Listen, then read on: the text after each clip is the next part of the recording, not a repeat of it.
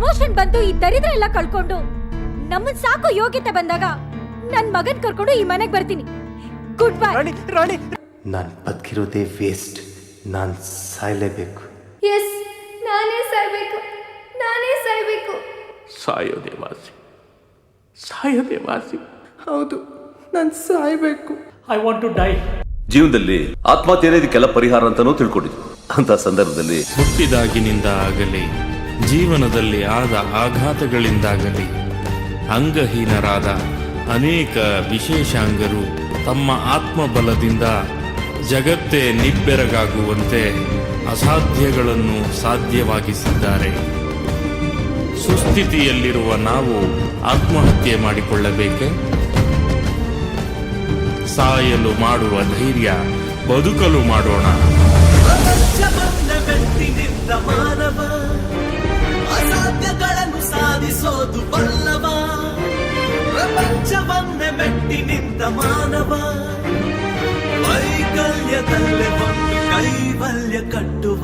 ಮುಂದೆ ಮುಂದೆ ಮುಂದೆ ಸಾಗಬೇಕು, ಮುಂದೆ ಮನಸ್ಸು ಇದ್ರೆ ಮಾರ್ಗ, ಮುಂದೆ ಸಾಗು ಮುಂದೆ.